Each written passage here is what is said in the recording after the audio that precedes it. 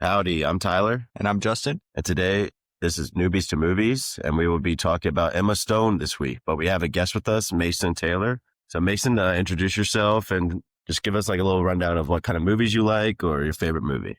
Thanks for having me. My favorite movie is definitely Inglourious Bastards. I wouldn't say I have like a favorite type of movie. It's just anything that's good, which I know is a cop-out, but Yeah. yeah. I mean, Inglourious Bastards isn't a bad favorite movie, though. So this week we did Emma Stone, just her different works, but specifically La La Land and Poor Things. But first, we're going to talk about Emma Stone and her pop culture and her different accomplishments. So really, she started her acting career in 2007. So reading up on her and her mom actually moved to Hollywood to like start off her like adventure to try to be an actress. And her first role was in Superbad, which is a crazy great film for her first role. And then throughout that, she goes into Zombieland like 2 years afterwards, and then headlines the first movie by herself, Easy A, and then starts to go in like Crazy Stupid Love. And then I would say The Help and Birdman are the first movies where she's trying to be something different. And then she was getting nominated. So she gets nominated for Birdman, La La Land, The Favorite, Poor Things. And then this year it's expected with her newer movie that we'll talk about a little bit later. So getting into like more of her like pop culture-ness, she's like known as like probably the best live working actress today. Especially because she gets nominated for almost everything she does. Yeah, even her shows. So what do you guys think about like her in pop culture? I think she's a really good actress. So like, I think it's good that she branched out from just doing like comedy movies and playing more minor roles to the kind of movies that she's doing now. Yeah, to piggyback on that, I think she's not only branched out, but also done a lot of different, like very versatile roles. I think of like things like The Help, and then obviously Poor Things are very, very different movies. And I think that's showing how good of an actor she actually is. Yeah, I agree. I think her career is very similar to Robert Pattinson, where she is very choosy with what path she goes on and like what movies she chooses. And I think every movie that she releases now, I've been very interested in to watch. Same with Robert Pattinson. But they both started off in kind of like niche roles where you like kind of typecasted, but then decided to like go out on a branch to try something new. She's also now producing movies as well, which I think is interesting. So she produced Poor Things and then also produced Begonia that's going to be coming out, and then produced some other movies that she wasn't even in. So that's also pretty cool. Yeah, that is neat. Can't she do? So we're going to talk about first La La Land. So that was my movie. Justin's seen it a bunch. Mason, have you ever seen La La Land before? That was my first time seeing it. Yeah, I think it's definitely an interesting movie. I would start off with saying that I'm not a very big musical guy. I can like appreciate it for sure, but like I don't go out of my way. So this was definitely a movie that got me out of my comfort zone, I would say. What do you think? What about you, Mick? I don't mind musicals. Like, I don't actively seek them out, but definitely like the first few times they just started singing like in the middle of having a conversation or something, I was like a little jarred by that. But yeah, as the movie progressed, it's what the movie is. So Yeah. and it's built around that. So I didn't have a problem with it at the end. Yeah. So like the opening scene itself just kind of just throws at you. It's like, yep, here it is. Yeah. Just talk about the opening scene itself is like traffic in LA, which is everyone hears is horrible and all that. But it's like, oh, you're living in LA. So it's still great. Like it's so sunny. It's so sunny all the time. It's like the glamour of it. It's like, oh, even though it's traffic's horrible, you're in LA. I think that's what the whole opening scene is about. I thought the opening scene was really cool because it's like all these people with these crazy dreams and like they're here for this exciting, like chasing their dream life, and they're just in traffic. Like this is the reality of their situations. They're just sitting in traffic. I think it was the perfect like tone setting for the whole movie. Just that it was kind of like this fantastical city, even though that things can seem so bad at some points, that there's always like an upside, and that carries on throughout the film. Mm-hmm. I definitely agree. So going in a little bit about La La Land. So the director is Damien Chazelle. This was his second movie. The first one he directed was Whiplash, which is also like widely known as like a great movie. And then La La Land, and then First Man, which is like mixed reviews. Babylon, mixed reviews. And then he has a movie. Yeah, it has no like specific directed movie coming out in the near future that I know about. It's interesting. And then it stars Emma Stone and Ryan Gosling. And then the side characters are very big side characters, in my opinion.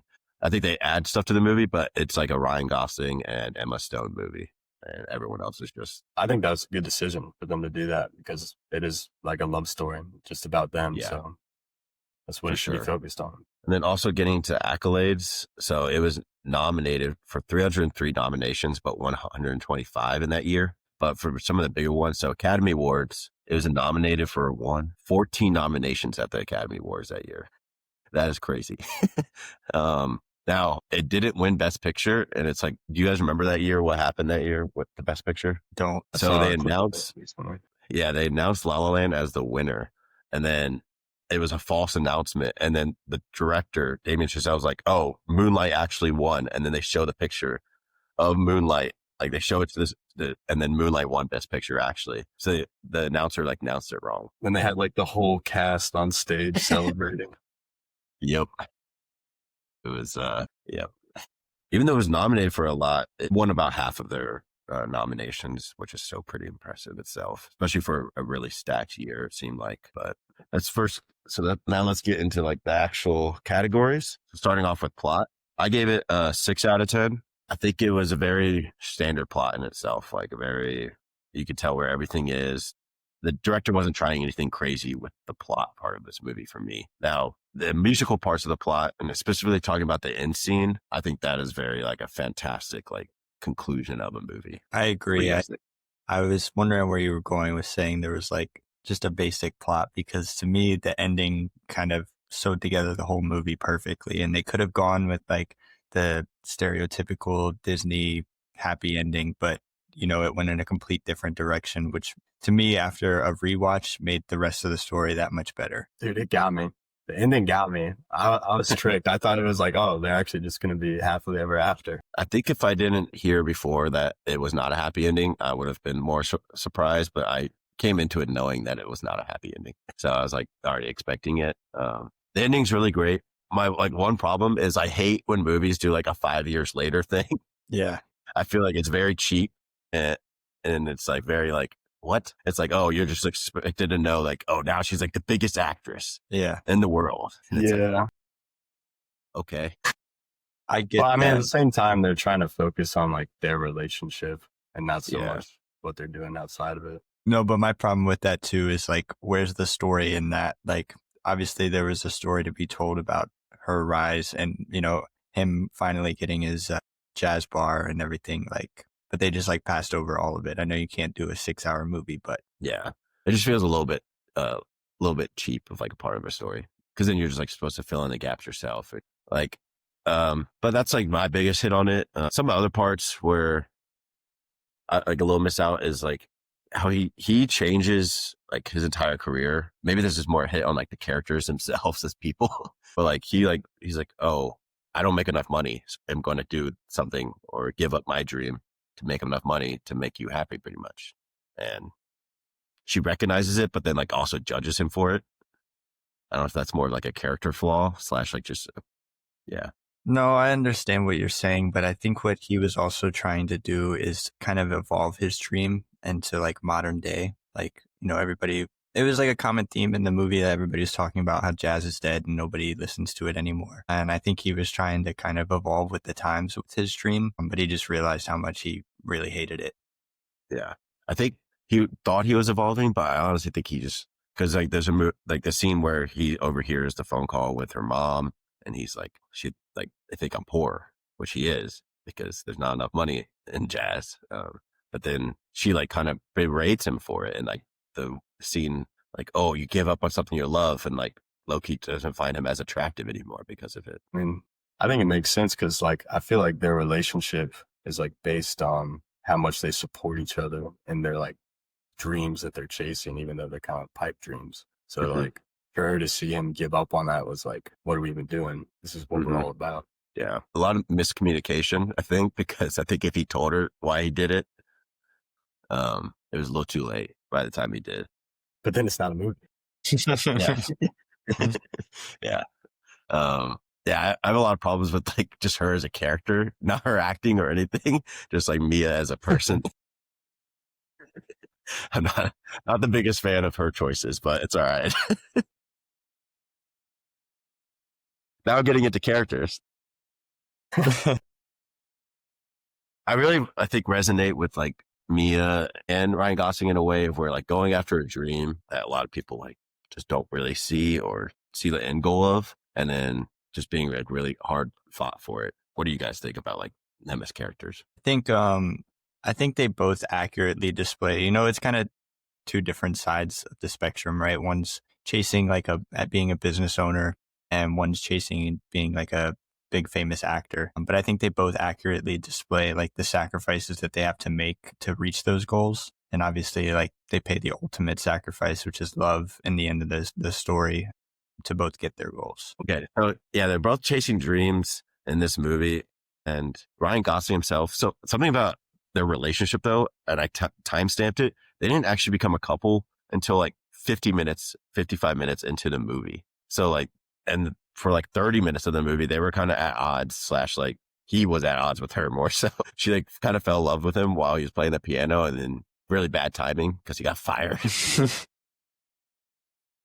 Kind of I laughed out loud during that Dude, scene. it's so perfect that J.K. Simmons fired him too. Yeah.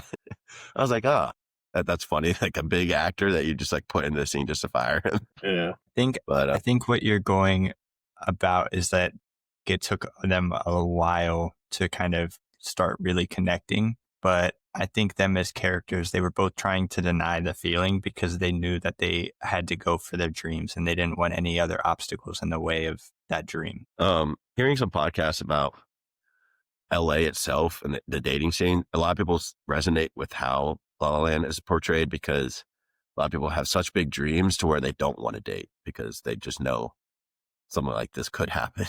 To where if you do achieve your dreams, you have to like cut it off at some point with someone because, yeah, you don't want to like, you don't want them holding on to you when you can't like, when you have no dependence or like anything. So with that being said, I gave it the characters 7 out of 10 with the biggest hit just on like, I think my opinion of Mia as like a character, but then again, she's like a person. So like she has flaws in herself. I think another problem I think I have with her is at the end of the movie, like they look at them scenes, right? And this is probably I have with a lot of movies is when I think it's just his dream sequence, but like she's also looking at him a certain way while she has a kid at home, been married for like now 3 years. And it's like, all right, you have a family. Like, why are you dreaming about another guy? I have a problem with like a lot of movies that do that. It's like specifically Titanic. I think that's a big flaw of that movie.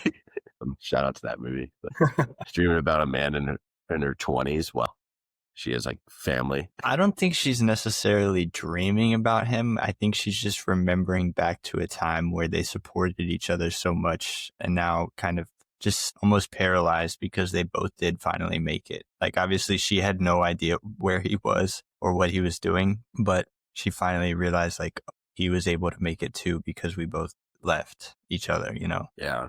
But with that being said, I feel like you owe him like a conversation at least. Yeah, I agree. Instead of just leaving. I feel like when they're like looking at each other at the end, it's like an acknowledgement that they both couldn't have got to where they are without each other. Even though like we just saw what they gave up to make it happen. Yeah, which some people would say is not worth whatever they got from it. But that's absolutely fair.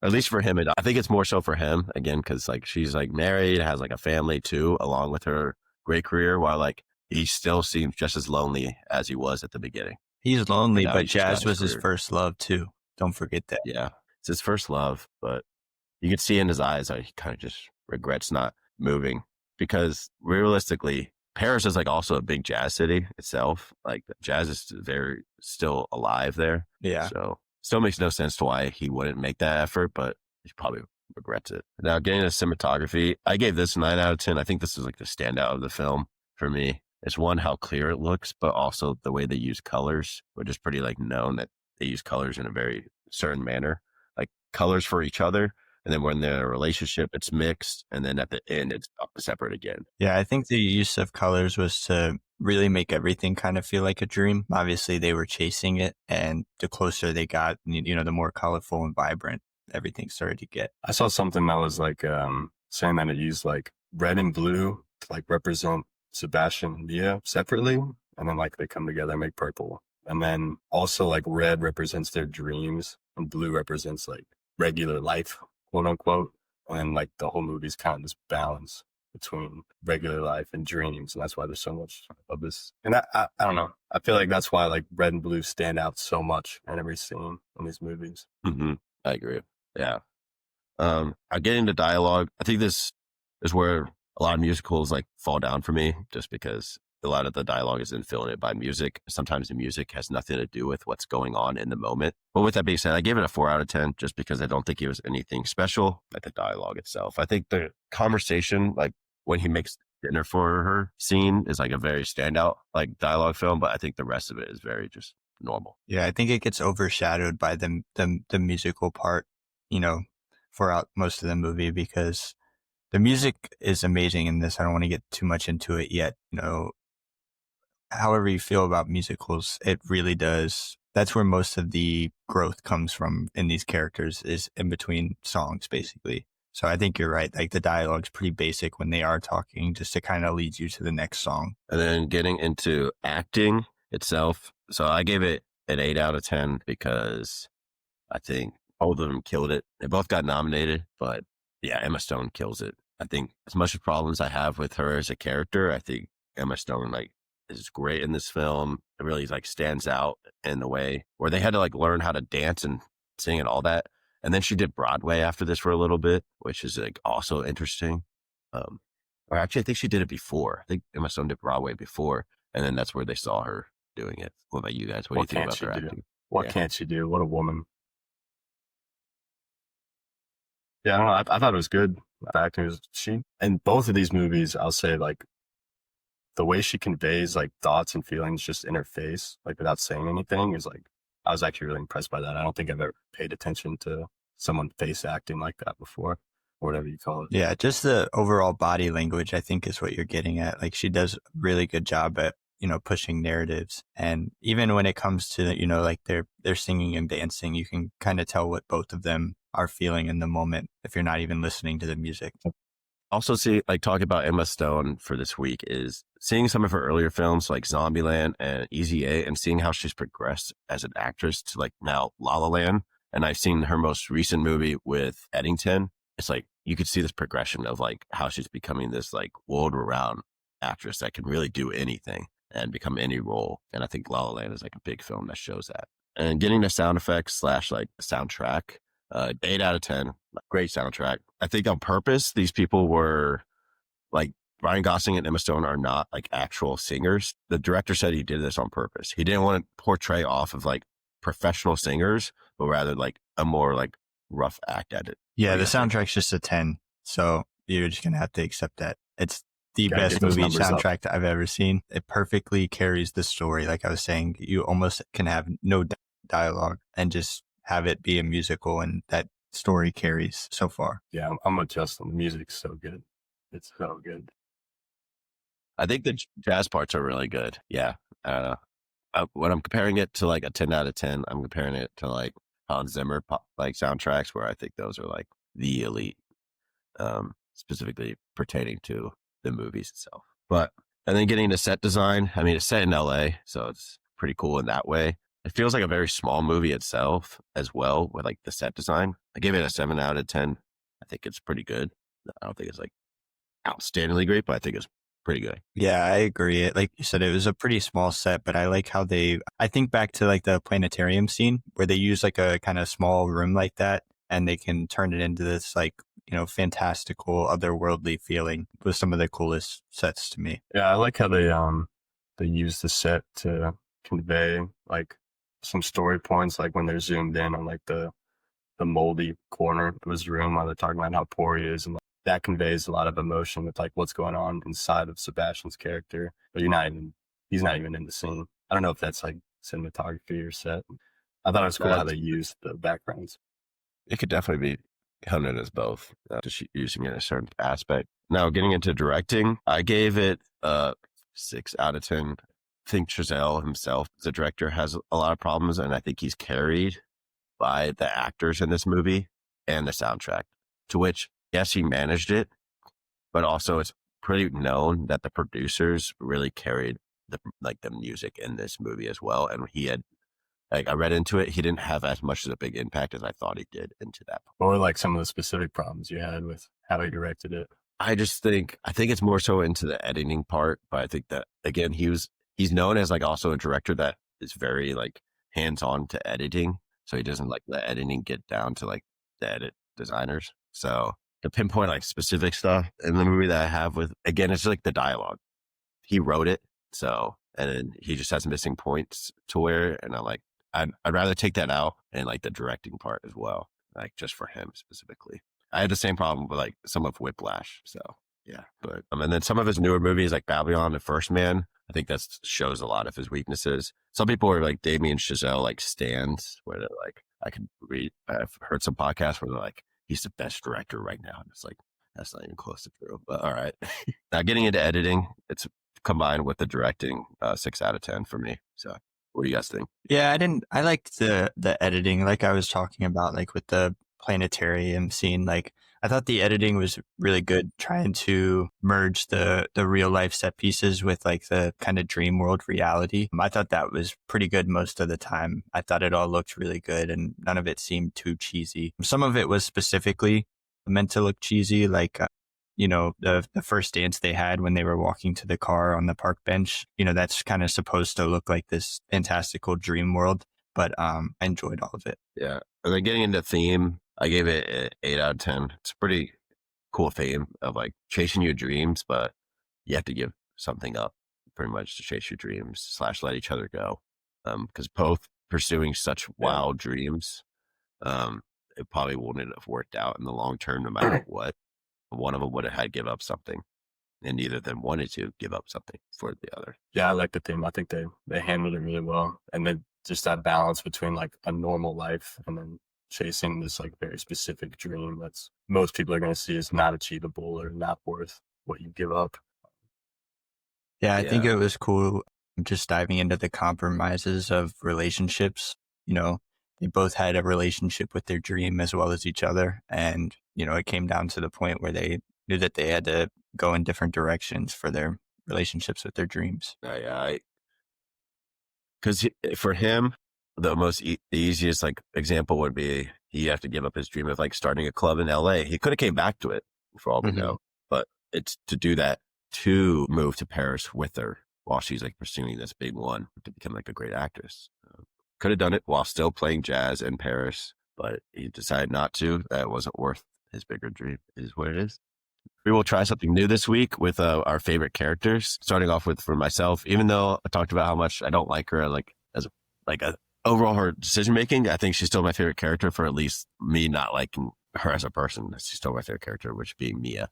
What about you, Justin? Yeah, so my favorite character in this is Seb. I think I just more closely relate to him. I enjoy music outside of movies, and I just felt like I could relate to everything he had going on. His passion of playing live music and opening up a business and all that. So I think they were both great throughout this entire film. I just kind of related closer with Seb. What about you, Mason? I mean, out of the like 2 characters to choose from, I'd probably go with Mia. I mean, like it's really close. I think they're both interesting characters, but got to give the lead to Emma Stone. Yeah. And then another thing is like what the ending meant to you. A lot of movies, like the ending means something different to a lot of people. For me, what I think it meant was like you could dream about like what could have been, but like they ended up getting what they wanted. So at the end of the day, what I got out of that was to achieve your goals, sometimes you have to give up another goal in your life. I agree. What do you guys think think? it was just kind of showing love sacrifice. And they can't have all the love in the world. They had to choose to love their dreams or each other. And yeah, they ended up choosing their dreams. Yeah, I think it was like a big part of them, like the moment they share at the end with like the purple of their blue and red coming together is like showing that like even though they separated, like they couldn't have got where they are without what they have. But also I feel like their whole relationship was based on supporting each other's dreams that would have separated them. So it's like it served its purpose in their own lives, sort of thing. Sometimes it's just not going to work. Yep. Another new category that we want to do is a category, just different choices, favorite scene, with mine being the end sequence, like the end montage of what their life could have been. I think it's just beautiful and like it encapsulates the movie all together, unlike a lot of movies that I've ever seen. What Yeah, about I you, think Justin? my favorite scene was the park bench scene.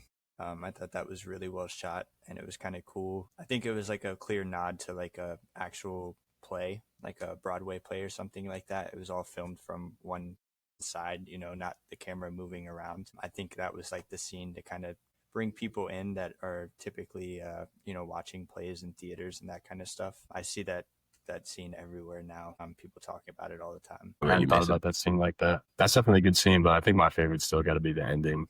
Just like the really harsh juxtaposition between like the dream that they had together and then like hard cut back to reality. So it's pretty powerful.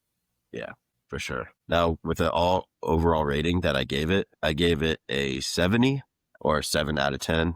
I think it's a very good movie in itself, but rewatching wise, I probably would not rewatch this for like another couple years personally. But that's just, again, musical is probably like my least favorite genre, but it's getting me out of my comfort zone and I still liked it. What about you, Justin, you giving it a Mason? 10? I gave it a 9.2, which I know might sound crazy high, but I've watched this movie a lot. Originally, I was only probably at like an 8, but it just keeps growing and growing on me. Every time I rewatch it, I find more subtle things, Mason, like you were kind of mentioning with the color and the music, the soundtrack I listen to all the time. I think it's really great. I'll give it like a probably 8.6, 8.7. I thought it was really good. I didn't think I was going to like it as much as I did. It's gas.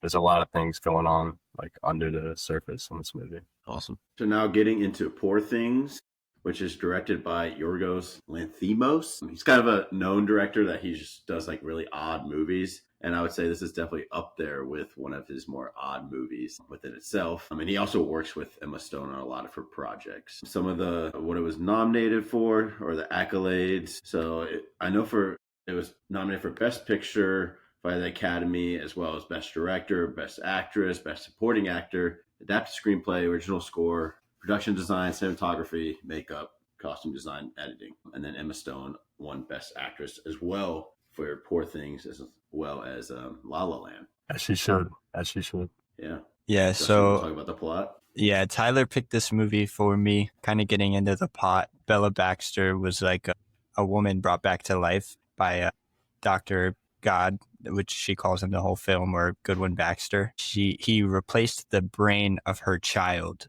with her brain as the brain of the woman that she is. Jumped off a bridge. We're not really sure why until like later in the film, but she's basically an adult with the child of a brain for the good portion of the movie. So it kind of follows her journey of growth and development and liberation from, the people kind of holding her down. And she discovers a lot of philosophy and sexual encounters throughout the whole plot. And so overall, I gave it an 8. I thought it was a really interesting story.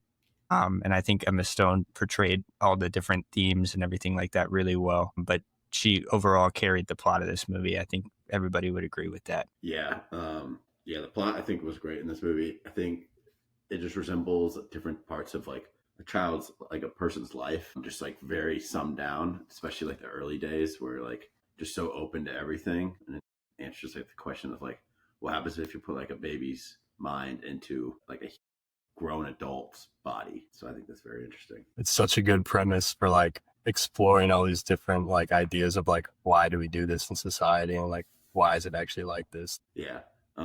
Did it remind you guys at all of like Barbie, when like the scene where Ryan Gosling goes like and hears about different stuff about like socialism and all that, and he's like, yeah, they took that portion, like that 10-15 minute portion of the movie, and just made a whole movie out of it. It felt like yeah.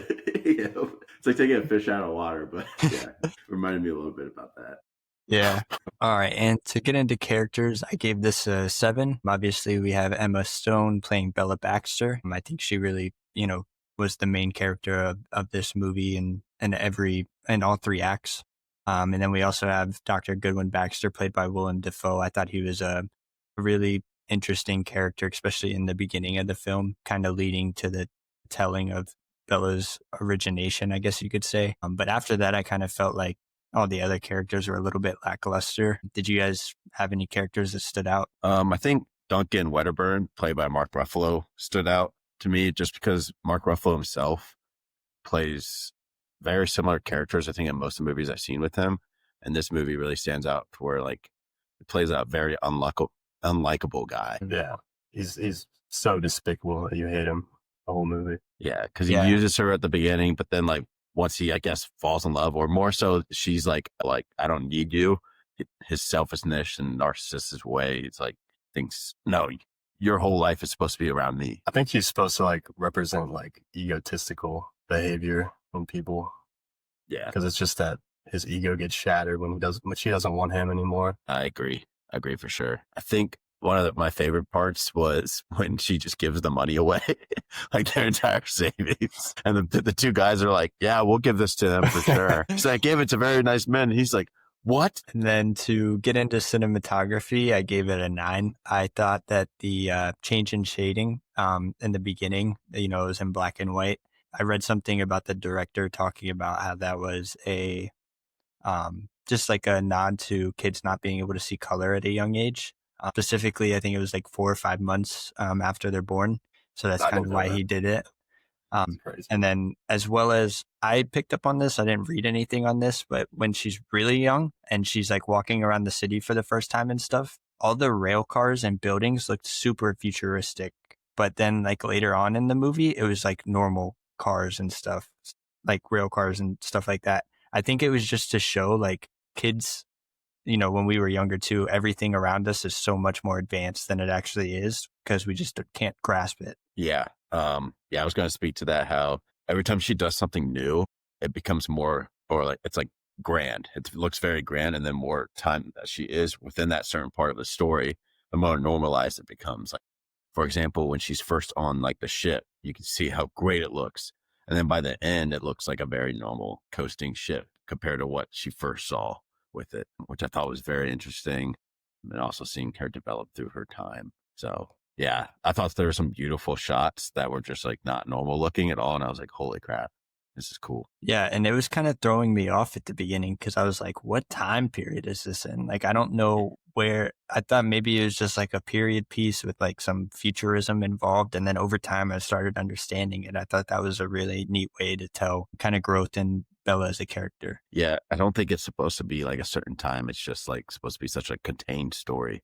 Yeah. With real life places, but more so just through her view. Yeah. And then to get into dialogue, I gave it a 7. I think everybody was great, but please do not allow Mark Ruffalo to play a British person anymore. It just sounds like constipated Mark Ruffalo, like 95% of the time. And I don't know what he's trying to say. I had to turn on subtitles when he was yelling. Anyway, my favorite quote was from, I think her name was Sweeney, the lady running the prostitution ring. Yeah. She said, we must work, we must make money, but more than that, Bella, we must experience everything, not just the good, but denigration, horror, sadness. This makes us whole, Bella. It makes us people of substance, not flighty, untouched children. Then we know the world, and when we know the world is ours. And that was from Sweeney to Bella. Sorry, that was kind of a really long quote, but I don't know what you guys thought. There's some like actually like really good deep lines in the movie, even though it's like more of a comedy most of the time. But that's a really good line. Yeah, I think it was pretty well done in this, especially like the beginning it was very comedic at the beginning with her lines, and then also where it develops to where she can have way more complex conversations, and then like how each character was like coming off with their own. I was surprised a little bit by Mark Ruffalo being nominated for an Oscar for this, because I also was like, what kind of British accent is that? I was like, all right. I read this thing about, I guess they like played a prank on him on this set because he felt like he wasn't like cut out for the role. And he kept making jokes because Oscar Isaac was filming like a few lots down, and he kept saying like he was going to get fired and they were going to bring in Oscar Isaac to replace him. And then so I guess Willem Dafoe brought in Oscar Isaac to sit in his trailer when he came in with him and act like he got fired. It's like, dang, that's really messed up. That's funny. Go ahead. Yeah, I think he did really well, like acting in some parts, but then in some parts you could see like I don't think it's been like one of his strongest performances, but hey. Yeah. For me, it was specifically the accent. I'm not like bashing Ruffalo. The accent sucked. Yeah.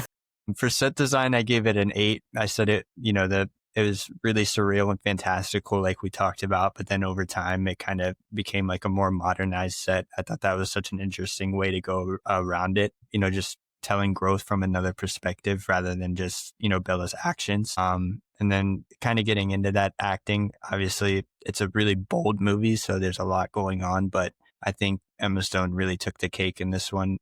If you weren't a fan of La La Land, I think you would really enjoy this movie of her. I think it's like a complete 180 kind of role. Yeah. And she does a great job on, sorry, you go ahead, Tyler. I think the set design, Yorgos himself said that like a lot of it was practical. Like the CGI was really only used for backgrounds, and even that very limited. So I think the practicality of the sets itself is amazing in itself. I'm pretty sure, yeah, it won Best Costume Design as well and Production Design at the Academy that year because it was all practical. So I think that was like a highlight of the movie for me. Go ahead, Mason. I thought the sets were awesome. I would give it like a 9 just because there's so much storytelling and like so much like communicated to the audience just through the set design and like what's going on. Like even when she's wandering through the city at first, it's like these winding hallways and going in and out of stairs, like visual metaphor for like going out on her own in life and it being confusing and going the wrong way. I really like the set and how they used it in this movie. And then to get into directing, I gave it an 8. I thought it was a little mispaced at sometimes. Like I felt like the middle act kind of dragged, especially compared to the beginning and ending, specifically when she was out with Mark Ruffalo's character, Duncan. It just felt like it kind of dragged on their relationship forever and ever, which maybe if I wasn't so distracted by his accent all the time, I might have not, held me back in that sense. But I don't know. What did you guys think?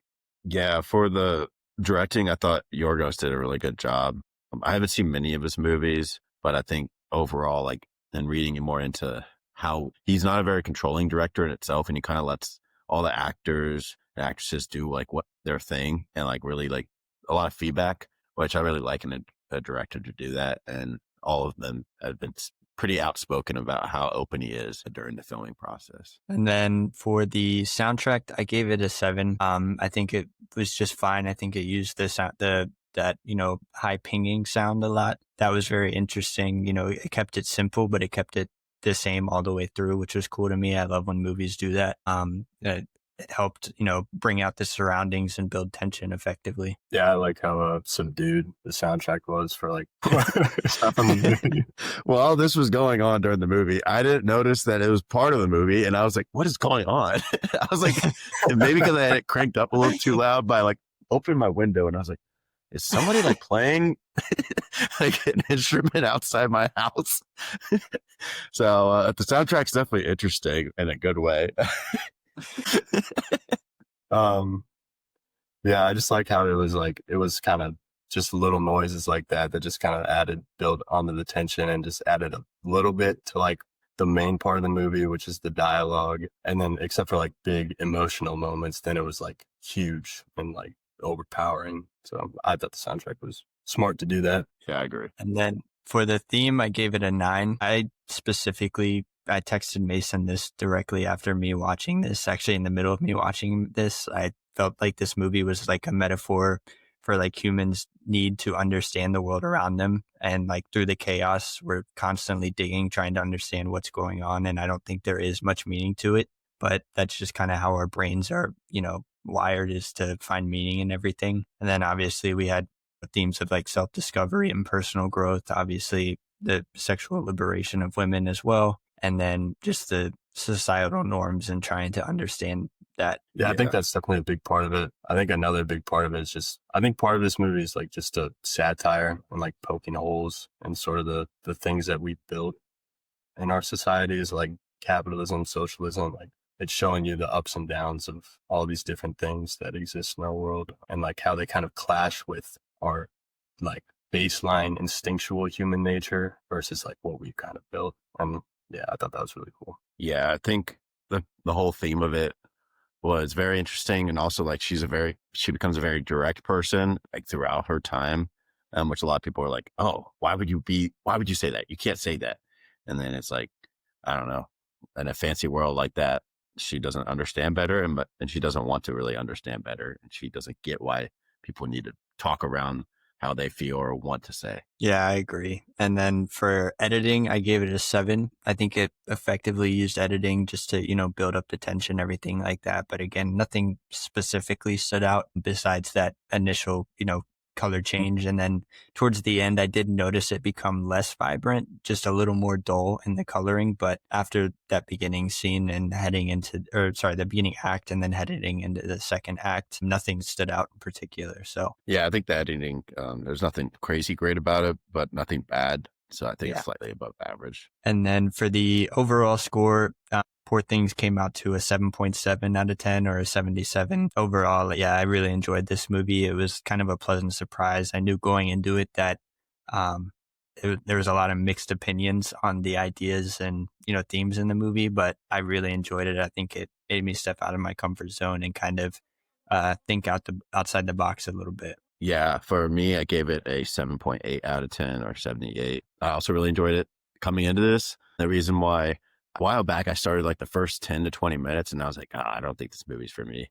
This time I stuck through it, and then I was really glad by then. I was like, oh, okay, that was actually really good. And I was glad that I ended up watching it all through because I very much enjoyed it. I think I would give it like a 85 or 85. I really liked it. It's just like the dialogue and the humor was like right up my alley, and it's the way like how unique the movie is in so many different ways. It's super engaging. Full disclaimer: do not watch this around your parents, though, or your kids. Absolutely, yeah, or you're not. Watch this around any relatives, honestly. Anybody that you love, just.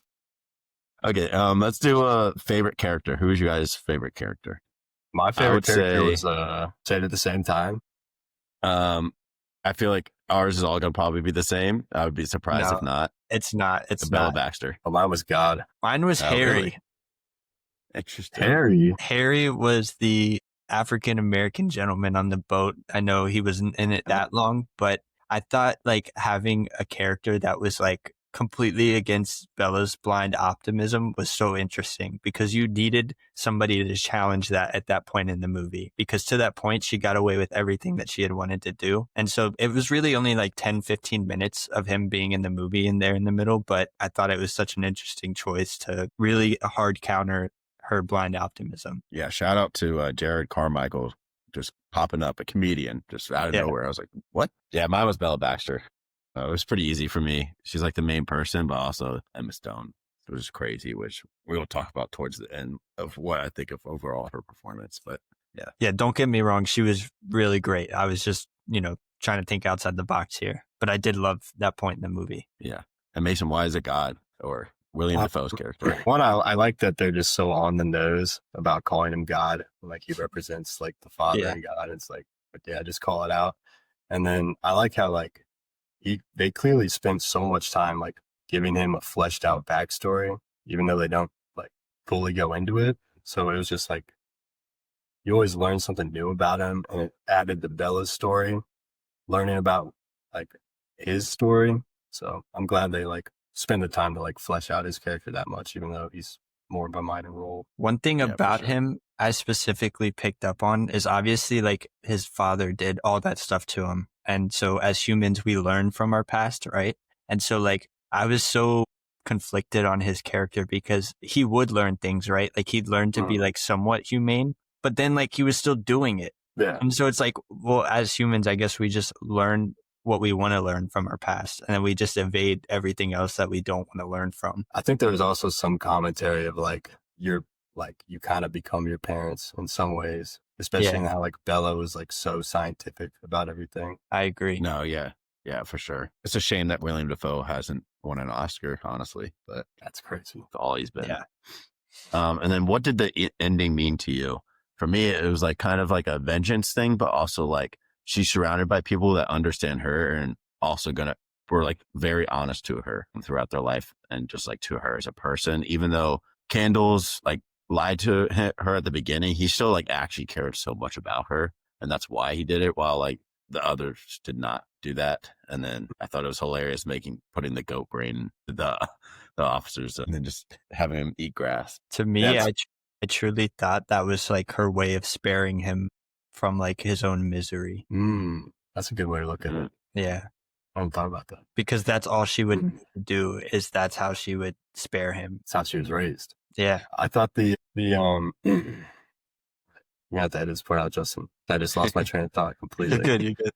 Dang it, I just had something. All right. We might have to just punt on that. Okay. You're good. Now getting into like, and then what was you guys' favorite scene? So my favorite scene was, I think the sequence between like her dancing. So like right when like Ruffalo's like starting to get more and more like jealous of her before the ship, and then her dancing scene, I think it's one shot beautifully, but also seeing her tug machine, and she's like noticing, she's like, I want to do this. And you told me that we were going to do this, but now he's like, no, I want to control you. And it's like actually shown through dances, and it's also chaotic. I really like that scene. That's a great scene. Go ahead, Mason. My favorite scene was like right after the cynic shows her like all the death and everything, and she's like freaking out, trying to throw herself off the cliff. And it's like the scene is literally like a crumbling castle. Like she was in this castle, ignorance and like bliss, and it's shattered, and she's on a shattered castle. Like it's very on the nose with like the metaphor of the scenery. And it's just well shot, and the music's great. And it's a powerful moment. Yeah, I was going to say that specific scene as well. Not really. Same thing. I mean, along the lines of what you were saying, obviously, but just to finally have somebody like, I already kind of talked about it, like her blind arrogance with everything. Somebody finally like countered that, and she had to like come to a realization real quick, like her actions have consequences, and same goes with everybody in the world. So she's got to like learn fast. Yeah, for sure. Okay. Now what we are going to transition to is each of us are going to rank our top 5 performances of Emma Stone throughout her career, or like what movies we have seen personally. Now how this is going to go is I will say my number 5, and then Justin will say his number 5, Mason will say his number 5, and then we'll just keep going in that order all the way down. Yeah. I think this will be something interesting to do, because originally we were going to be like, oh, let's just rank her. Let's do like a combination ranking. But I was like, I think it'd be interesting to get each of our views, because we've all seen a little bit different movies by her itself. But yeah. Yeah, Tyler, if you want to start us off. Yeah. So with my number 5, I am going to go with Crazy Stupid Love. Have either of you seen this movie? I haven't yet. So it's a rom-com. It has Julianne Moore, Steve Carell, Ryan Gosling, and Emma Stone. So this is like Ryan Gosling and Emma Stone's movie before La La Land, where a lot of people, or the director himself, said that he saw like the chemistry between them, and that's what really made him choose them for La La Land as well. It's a really fun movie itself. How it works is like Ryan Gosling's character is kind of like a player, and he just plays around, while Emma Stone's character is with like a kind of a loser boyfriend, but he like goes to Stanford, or a really good college. But then she's expecting a proposal after 3 years. He doesn't propose. She breaks up with him, and then like runs in the rain to Ryan Gosling's house and just says like, have sex with me. And he's like, okay. And it's really funny. But then they don't actually end up having sex that night. It's like they end up just talking the whole night. And then like they do like the dirty dancing scene where like she jumps up and all that. But she's really great in it. One of her earlier like mid roles before she started doing really serious movies. Gotcha. Go ahead, Mason. So I know my title says Emma Stone Connoisseur, but I realized before this that I've only seen 5 movies with Emma Stone in it. So number 5, I'm just going to have to go with Superbad. What I can say about her performance in this movie is that she is in this movie. That's a good take. You know, that's like her first movie. I did not know that, but that makes sense. Cause yeah,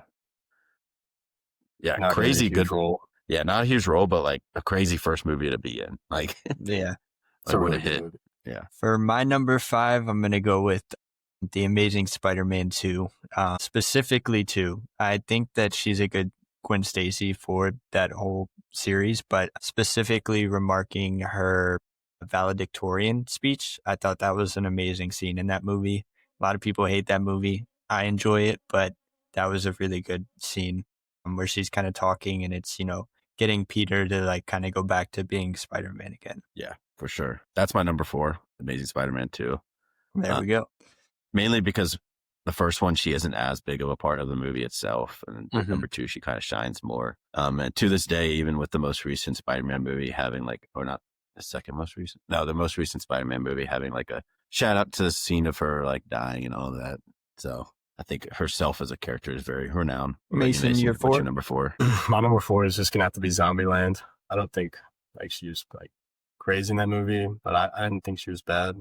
I'm just gonna have to go with that just because those are the only 5 movies I got right now. The other 3, I actually have some more mistakes, at least. Zombieland. Yeah, no, Zombieland's a classic. I enjoyed that movie a lot growing up, and she's in that a lot more than Superbad for sure. Yeah.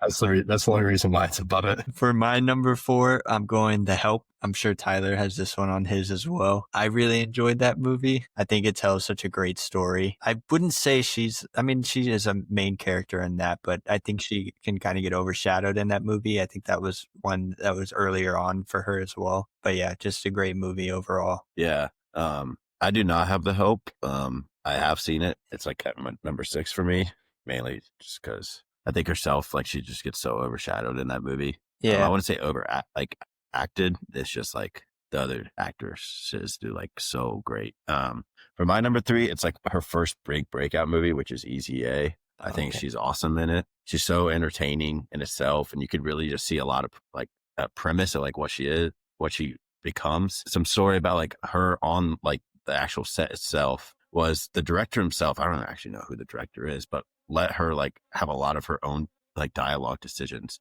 So, all those note cards within the movie, she like decided that was like going to be her thing. So she chose that part of the movie, not the director.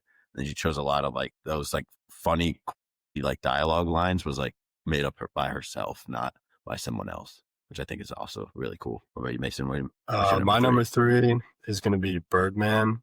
I think that's a great movie. Another like very unique movie, kind of similar to Poor Things. Just the way the story's told. I'm guessing that this was like her first like serious role, as far as like not being comedic or like superhero. Yeah. Because just around the time it was released, but I think she does a great job like giving like emotional depth to the character and like just the tension between her and her dad with like his fight with fame and how that's affected her life. I thought she portrayed really well. Yeah, I sadly haven't seen this movie. I wish I want to in the future, but I have not, but I've heard really good things about her performance. Yeah, I need to watch it too. It's Michael Keaton, right? Yep. Yeah, okay. For my number 3, did Kinds of Kindness. I watched this film this week. It was a very interesting film, and it was also the same director as Poor Things. It was kind of split up into 3 separate stories throughout the film. It's like the same 7 or 8 actors. Obviously, Emma Stone's in it as well, but they kind of play different characters in each of the 3 stories throughout the movie. Jesse Plemons also kind of takes the main character spot in 2 of them, but Emma Stone plays the main character in the last one. They're all very much involved. Obviously, it's Emma Stone at this point in her career. She's not going to be a side character, but they're very interesting plot lines. Kind of reminds me of Black Mirror-esque. I don't know if you guys have watched that. They're kind of dark and twisted, but I definitely recommend it. Yeah, I also haven't seen Kinds of Kindness, but I would guess that would probably be up there for me as well. My number 2 will be, I think both of our last number 2s are going to be the movies this week. My number 2 is La La Land, though, for her. She won Best Actress for both of them. So it's like picking between 2 great performances. Yeah. Within itself. I think she's great in this. I mean, I think she's the best performance in the movie itself over Ryan Gosling as well. You could just see where at this point of her career, she's like about to trajectory to become the best. Yeah, I agree. My number 2 is also La La Land. I think she kills in that movie. And I almost would put it over my number 1 just because of how much range she has in this movie and like emotion. But yeah, just great performance. Yeah. And we already talked about it a bunch. I did Poor Things at my 2. I'm sure you guys already know what my 1 is. I could guess.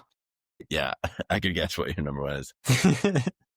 My number 1 is Poor Things for a lot of reasons, but the main one being you could see how she's just trying something totally different with her career at this point. Really going off the rails to be like Where with La La Land, you could see more of like a linear increase, like trending of like what she became in La La Land. With this movie, it just seems like a big risk for her where she didn't really need to take it, and she knocks it out of the park. Like absolutely. It's Her so good. facial, like motions, like while acting, and the whole thing is just awesome. Like you can see in the beginning, just from her face acting, that there's nothing going on in her brain. It's so good. Yeah. I think she was like primed up to be like Hollywood's next golden girl. And then like, you know, she did Poor Things. I want you guys to watch Kinds of Kindness for the same reason as well. It's like very dark and twisted. And I think she's kind of telling Hollywood, like, nah, I'm good. I'm going to do my own thing. Oh yeah, I agree. And then also I saw Eddington within the last week where she's a slight character. So she's like the sheriff's wife in that movie, but like the character she plays is also a very odd character, not like a golden girl or anything like that. So I think, yeah, at this point, she's just choosing ever since Poor Things, it seems like she's going to choose very different types of roles to really just challenge herself, which I think is awesome. I wish more actors and actresses would do that. Yeah, I agree. It would be really cool to see, you know, a lot of these big actors kind of branch out into different things and just test the waters a little bit. You know, you're going to have your bad movies, but I think she's like now finding her niche and she's really fitting into it well. Yeah. And that's how like a movie like Poor Things can even do well, because if that main character wasn't her doing such a good performance, then we would think. Mm-hmm. I don't know many actresses that could do what she did in that movie, if any. Honestly. Now, she's going to be in Begonia, which comes out at the end of October on Halloween, actually. Which I'm really excited for that movie. One, because I think it's going to be a Best Picture like contender. It's another Yorgos movie. So like she's working with that. And then also Jesse Plemons. So they're working again, all three of them. Really good reviews coming out of like the film festivals within the last 2 weeks. So TIFF and Venice both said like Begonia is like very good. They would be surprised if herself and Jesse Plemons were nominated for something. So yeah, sweet, awesome. Well, thank you for listening. Thanks, Mason, for coming on and thanks for joining having us guys. this week. Yeah, next week we are going to get into Stephen King adaptations. So look out for what movies we end up choosing for that. All right, thanks, guys.